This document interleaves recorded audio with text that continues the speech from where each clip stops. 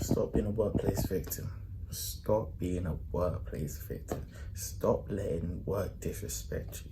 Stop being disrespected by work.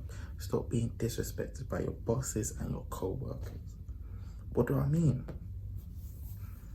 Too many of us get disrespected or have been disrespected at work or are currently being disrespected at work. We've all been there, the newbie, the one who just has to stay extra, the one who has to do a bit more than everybody else, the one who people say, oh, new guy, da-da-da-da-da. And my advice to you is don't be that guy, don't be that victim.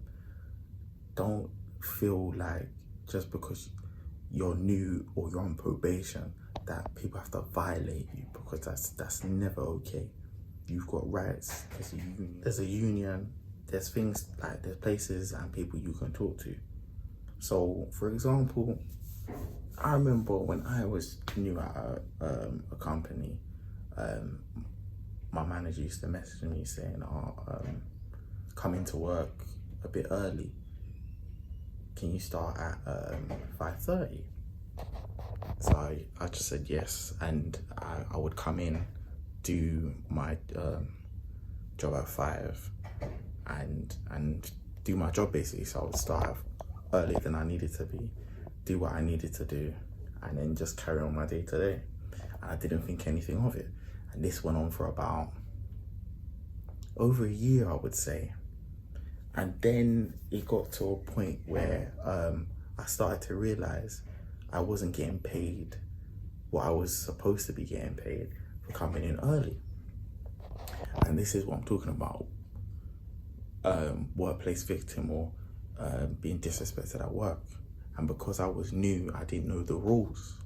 Later down the line, I found out if you've got a contract and your contracted hours was, for example, my one was 8 till 2. If I was to come in earlier, I should be getting paid, but I wasn't getting paid. And my manager knew I didn't know the rules, so he violated me. It wasn't until later down the line I knew I should be getting paid. And it's stuff like this that goes on a lot, where people go above and beyond or feel like they have to do a bit more because there's a bit of pressure on them by their manager. There was even, I think a couple years ago now in America, I was either last year or the year before, there's a law that came into place where your manager your manager can't call you outside of work, because it was getting to a point in America where people felt like they had to answer the phone call, they were obliged, and they weren't having enough personal time outside of work. And that's the main thing. There's a balance between your outside life, your home life, and work. Work isn't your life. Then again, it depends.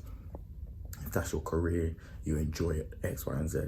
But at the end of the day, a lot of these companies, they don't care about you. You're just a number. The best quote I ever heard was, be the last in and first out. Do as minimal as work as you can and just get out of there. Because you're just a number to them. That's all you are, just a number. Always always sign up to a union. Always read the handbook, if your company has a handbook, or the rules of your company. Know your rights, and never be scared to use your rights, and never be scared to say no. Always be the person at work who's not difficult, but the person where the manager has to think to themselves, I can't do certain things around this person, or I can't get away with not doing the rules around this person, otherwise it's going to be difficult. So be the type of person where you are respected, left alone, but at the same time, people, I would say, be respected at work. Be respected at work. Be the type of guy people know not to joke around with, and just to leave you alone, because that's all you really want at your workplace. Don't have workplace friends. Don't worry about the parties and all that. Just get in there, get your money, and leave. Do not be a workplace victim. If you've been a workplace victim, let me know in the comments down below. Like, comment, and subscribe.